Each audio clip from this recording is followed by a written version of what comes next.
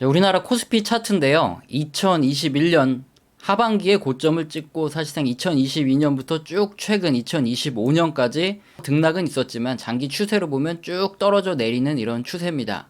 주식시장이 하락을 하게 되면 누군가는 폭락때 쓸어 담는 이 기회를 얻게 되지만 누군가는 돈을 잃고 큰 고통을 겪을 수밖에 없어요.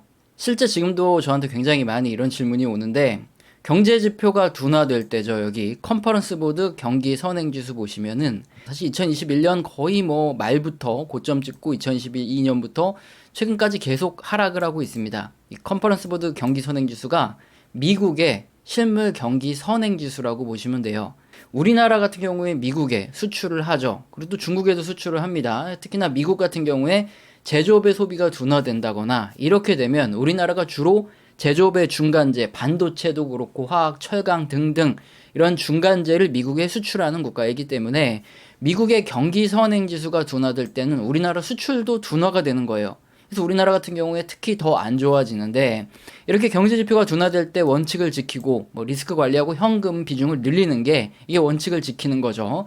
현금을 잘 들고 있다가 이제 큰 돈을 벌 기회, 뭐 폭락을 했을 때 쓸어 담으면 큰 돈이 오는데 지금 뭐 앞으로 당장 쓸어 담으라는 게 아니라 우리나라 주식시장 앞으로 더 안 좋아질 수 있죠. 주식시장 더 폭락할 수 있습니다. 우리는 굉장히 안 좋아요. 그런 상황이 왔을 때 진짜 큰 돈을 벌 수 있는 이런 기회를 가질 수도 있었던 그런 사람들이 그때 이제 경제 지표를 보고 아 이거 뭐 원칙이고 뭐고 없다. 원칙을 안 지켰던 그런 분들은 지금 손실이 굉장히 크다. 우리 뭐 코스피에서 이것저것 매매하다가 그러다가 손실을 다 봤는데 이제 와서 혹시 뭐 방법 없냐? 반토막 난 그 원금을 회복할 방법이 없냐 이렇게 물어보는 분들이 굉장히 많은데 이제 와서 무슨 방법이 있겠습니까? 그래서 경제 지표는 경고 신호를 보내주는 겁니다. 네, 위험하다, 실물 경기가 둔화되고 침체될 수 있다 이런 위험한 경고 신호를 보내주면 자 그렇다면 그때부터 현금 비중을 늘리고 리스크 관리를 한 그런 사람에게 누군가에게는 정말 돈을 벌 폭락에 쓸어 담을 수 있는 큰 기회를 만들어 주는 거예요.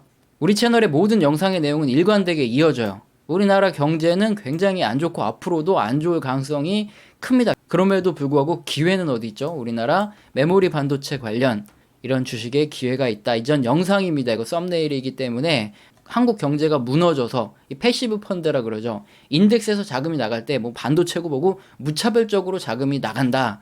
그렇게 크게 떨어지면 떨어질수록 현금을 가지고 기다리던 사람들은 쓸어 담아서 특히나 이 메모리 반도체 쪽 이런 경우에는 굉장히 큰 기회를 얻을 수 있다. 이 영상을 보면서 한번 생각을 해보시면 됩니다. 그래서 경제 지표라는 건 주식시장의 타이밍, 뭐 어디가 고점이고 여기서 매도를 해야 되고 그리고 어디가 최저점이고 이렇게 정확히 타이밍을 예측해주는 그런 마법의 도구가 아니죠. 그냥 실물 경제를 그대로 알려주는 통계 지표예요. 실물 경제가 나빠진다 이런 신호가 나타난다. 그러면 주식시장도 앞으로 나빠질 수 있기 때문에 현금 비중을 늘리고 그리고 주식시장이 이렇게 크게 빠지고 하락을 한 다음에는 특히나 우리나라 메모리 반도체 산업 같은 경우에는 어떻습니까? 전체 산업 전체가 성장할 수밖에 없고 뭐 하이닉스, 삼성전자도 그렇고 이런 기업들 같은 경우에는 D램, 뭐 낸드 이런 쪽이죠. 이런 쪽에서 어느 정도 독과점적인 이런 지위를 가지고 있기 때문에 이 범용 제품이라 그러죠. 경기가 확 좋아질 때 그때는 이 제품들의 쓰임새가 확 늘어나면서 주식시장에서 뭐 코스피 전체가 안 좋아지더라도 이런 쪽은 좋아질 수 있기 때문에 현금을 늘리고 반드시 찾아올 부자가 될 기회를 이렇게 준비해야 된다는 거죠. 실물 경제가 나빠질 때 특히. 자, 그래서 역시나 경제 지표를 보면서 우리가 어떻게 대응을 해야 되고 우리는 현재 어떤 상황인지 이런 것들을 한번 쉽게 살펴보도록 할게요.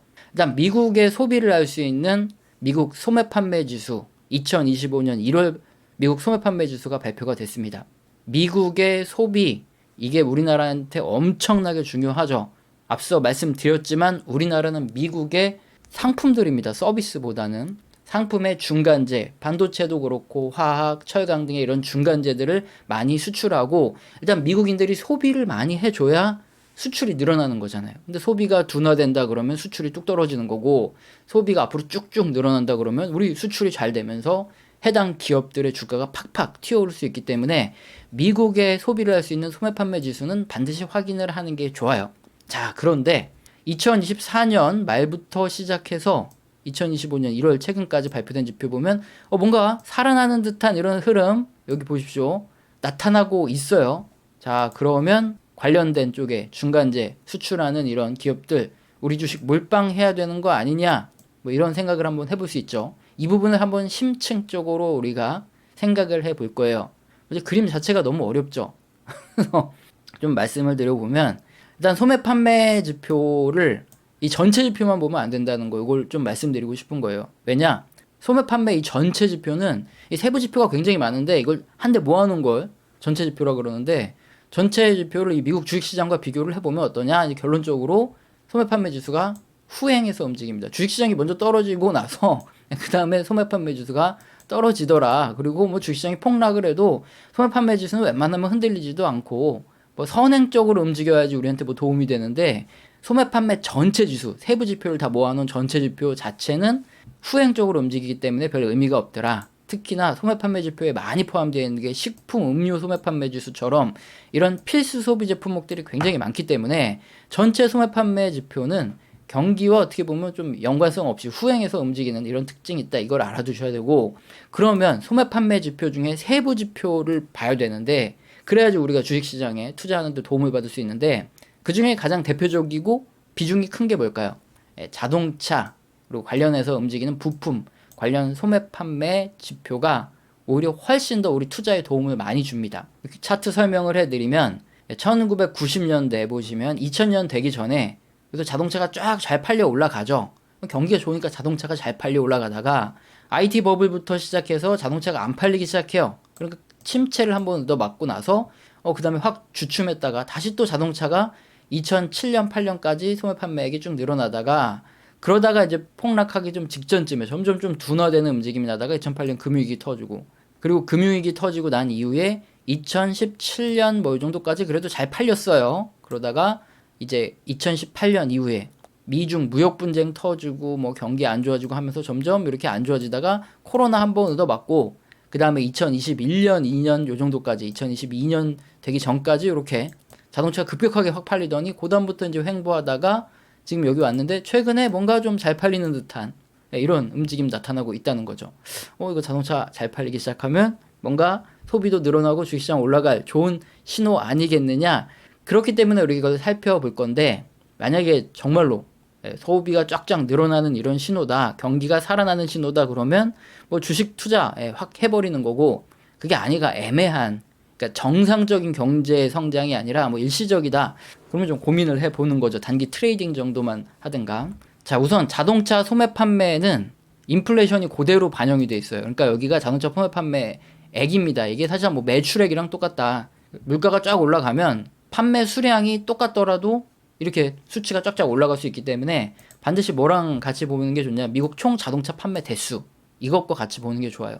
이제 코로나 이전에 보시면 미국의 총 자동차 판매 대수가 한 요 정도 이렇게 머물러 있다가, 그러다가 코로나 터지고 나서 뚝 떨어졌다가 다시 또 확 팔렸죠. 2021년까지 확 팔렸다가 2021년 이게 하반기쯤부터 확 떨어졌다가 다시 또 회복하고, 그러다 2024년에 이렇게 횡보하다가 지금 조금 올라가려고 하는 모습이 나타나고 있는데, 총 자동차 판매 대수 기준으로 보면 사실상 지금 자동차는 뭐 거의 코로나 이전 수준까지 어느 정도 다 판매량이 팔린 만큼 팔리고 있다, 이렇게 보시면 됩니다. 뭐 앞으로 확 더 팔리려고 그러면 미국의 인구가 뭐 극적으로 쫙 늘어난다거나 뭐 그러면 자동차가 많이 팔리거나 그럴 텐데, 지금 나머지 요인들에서 뭐 자동차가 극적으로 더 팔려 올라갈까? 그 정도는 아니에요. 그러니까 지금 최근에 자동차 판매 대수가 좀 늘어나고 있다고 해도 이게 다른 원인일 수 있다, 이걸 생각을 해봐야 되는데, 자, 여기 뉴스 보면 트럼프 관세, 미국 차량 판매가 $3,000씩 2025년에 늘어날 것이다, 이런 뉴스가 있습니다. 최근에 미국에 자동차뿐만 아니라 전반적으로 모든 제품의 소매 판매가 일시적으로 증가를 하고 있어요. 이유가 뭐냐? 트럼프가 당선되면 물가가 오른다는 거죠. 관세를 부과하면 자동차만 해도 벌써 평균적으로 $3,000씩 올라가는데 다른 제품들은 안 올라갈 거냐. 그래서 미리 선구매가 엄청나게 늘어나고 있습니다. 쟁여두자.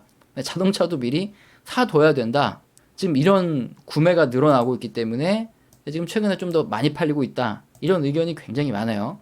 또 최근에 현대차랑 이런 저가 자동차 소비가 늘어난 이유, 미국에서 현대차는 하층민들이 좀 사는 차 있잖아요.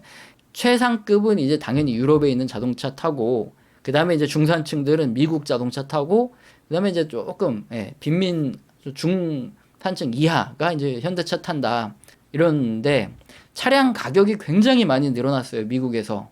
차량 가격이 막 상승을 하다 보니까, 아무리 중산층도 돈이 없어요. 그래서 한국에서 생산하거나 멕시코에서 생산한 이런 자동차들이 가격이 낮습니다. 그래서 이 저가 차량의 구매가 굉장히 많이 증가를 했었어요. 그래서 현대차가 최근에 미국 소비가 늘어났던 이유가 사람들이 싼 것도 그냥 찾았기 때문입니다. 가성비 이런 거. 특히나 현대차나 멕시코 생산 차량들의 세일즈 마케팅이 어마어마해요. 관세 인상 전에 미리 계약해라. 트럼프 마케팅이라고 하는데 이것 때문에 지금 난리도 아니랍니다. 이게 일시적으로 자동차 판매 요걸 끌어올리고 전체 소매 판매를 끌어올린 이유 중에 하나인데, 또 하나 보겠습니다. 2023년 4년 요때 보시면 자동차 재고가 거의 최고점을 찍었어요. 최근에 점점 재고가 낮아지고 있습니다. 이게 왜 그럴까요? 차량 업체들이 재고를 많이 가지고 있으면 굉장히 손실이 커져요. 앞으로 잘 팔리지도 않고, 이런 상황에 재고를 이렇게 많이 떠안고 있으면 자동차 업체들이 잘못하면 큰일이 날 수 있습니다. 조금만 안 팔리면.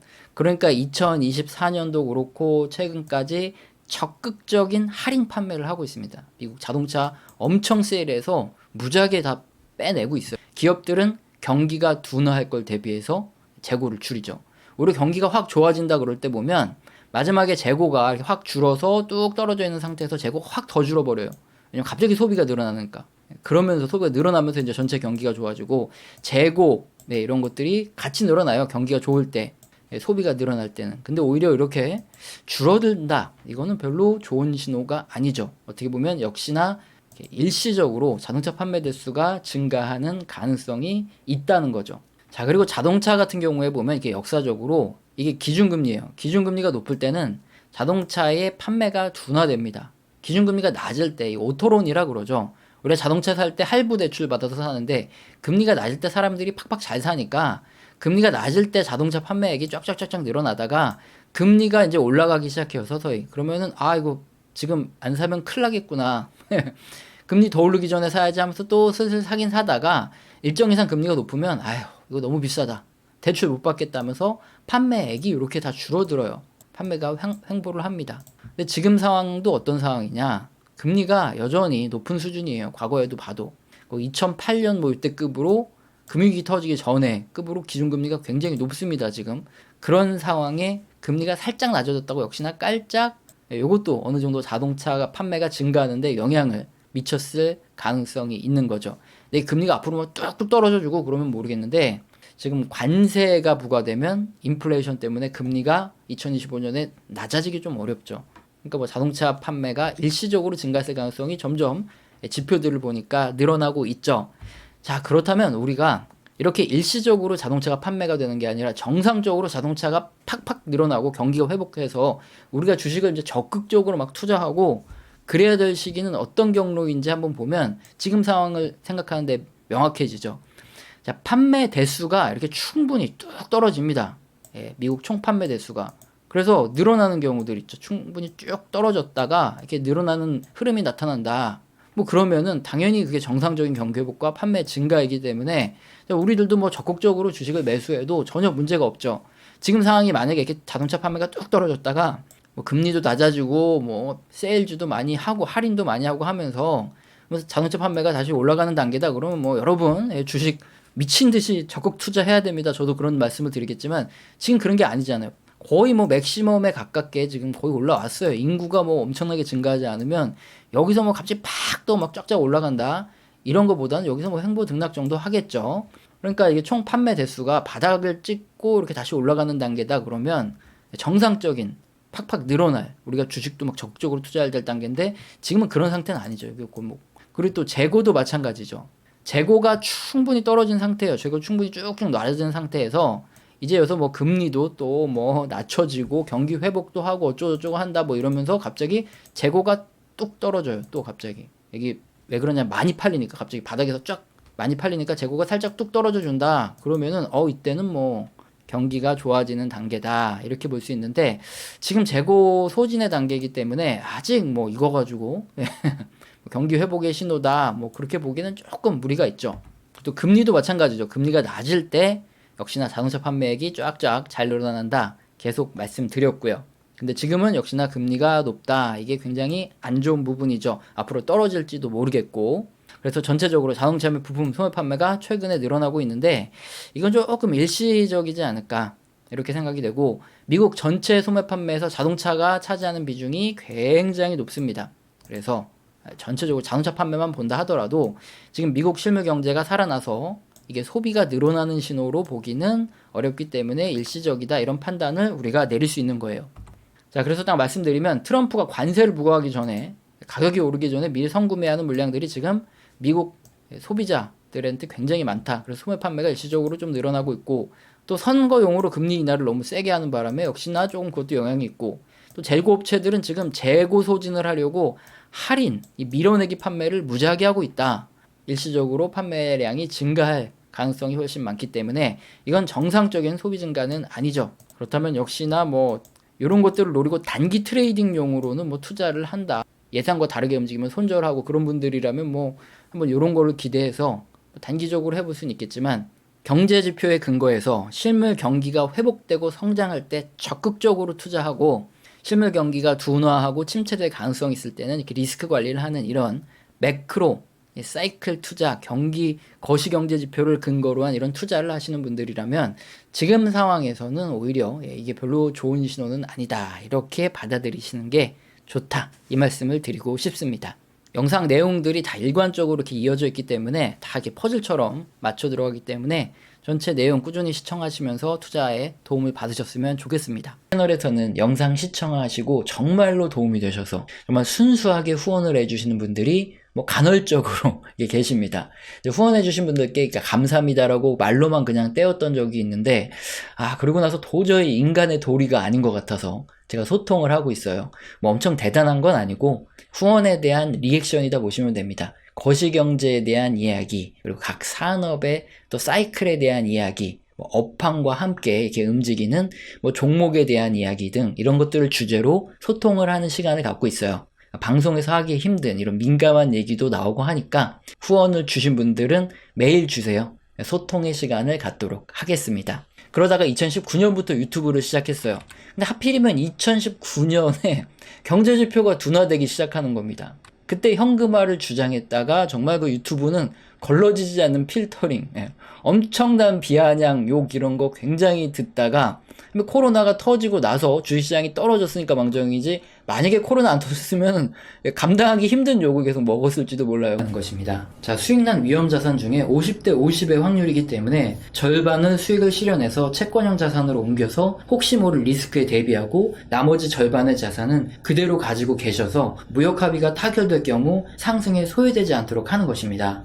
지금은 기대감이 많이 오른 이런 미국 및 신흥국 자산 중 일부는 수익을 실현하고 다음 상황에 대응하는 것이 맞다는 것입니다. 자, 그래서 질문 주신 것처럼 우리 2020년 코로나가 터지고 나서 한 3, 4월에 저점에서 매수하라고 몇 번 언급했다가 이놈이 불난집에 부채질을 하냐, 어떻게 운 좋게 좀 현금 가지고 있다고 누구 죽이려고 이 폭락장에 매수를 하라 그러냐 하면서 또 엄청나게 욕을 먹게 됩니다.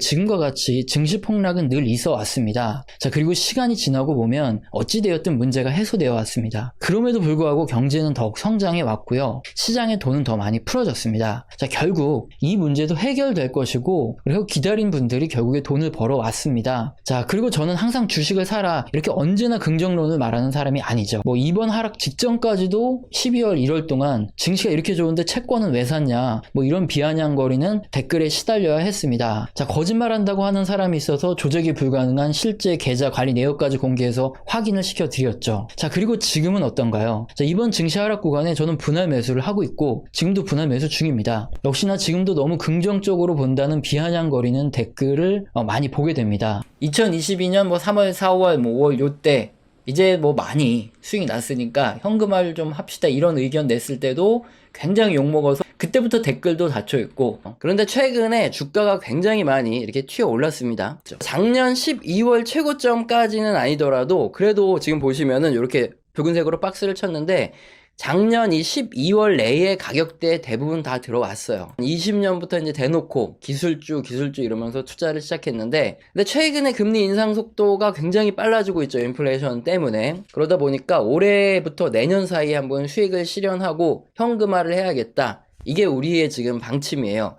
근데 개별적인 종목마다 주가 움직이면 다르죠. 이슈도 틀리고 그 안에 내용도 틀리니까. 그러니까 뭐 일률적으로 뭐 기준금리가 2.4일 때 전부 다 매도한다 이거보다는 각각 종목마다 자기가 생각하는 이런 가격도 있고 이슈들이 있잖아요. 여기에 이제 이만 정도의 프리미엄을 다 받고 그랬으면 고점이다 싶을 때는 알아서 올해에서 내년 사이에 한번 현금화를 하고 폭락하면 또 다시 쓸어 담고 이렇게 가자는 게 지금 우리 채널의 방향이죠. 지금 문제가 있죠. ASML이건 엔비디아이건 마찬가지로 금리가 너무 높게 올라가면 어떻습니까? 기업들이 대출을 받아야 되는데 대출 금리가 올라가요. 그러면 투자를 하기 힘들어집니다.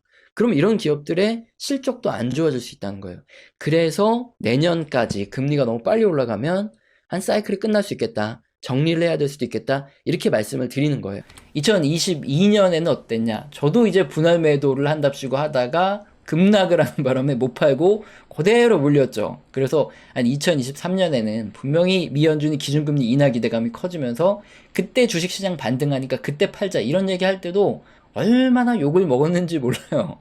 기준금리 인상이 중단되는 시점은 이제 올해 상반기에는 하반기쯤이 되지 않을까 이렇게 예상했는데 지금 변수들이 너무 많아서 계속 밀리고 있어요. 그래서 내년쯤으로 이렇게 다수 전문가들이 얘기가 되는 상황인데 어쨌든 뭐 그때 되면 반등이 한번 나올 수도 있는데 이거는 지난 역사적으로 그렇게 반복됐던 역사가 많았다. 그래서 그 확률이에요. 반등이 나오면 저도 많이 정리를 좀 할 생각이다 이건데 지금 실물 경기가 정점을 지나서 둔화되고 있어요. 그랬을 때 인플레이션 감소, 기준금리 인상이 중단될 땐 올해 내내 이 말씀을 드리고 지표도 계속 보여드렸지만 주식시장이 일시적인 랠리를 펼쳤던 역사가 많아요. 그래서 주식시장이 상승 흐름을 보일 가능성이 굉장히 높다. 계속 말씀드려오고 있죠. 하지만 이때 적극적인 매수의 타이밍입니까? 그건 아니죠. 원칙이 아니라는 거예요. 2023년 이때도 지금 마찬가지죠.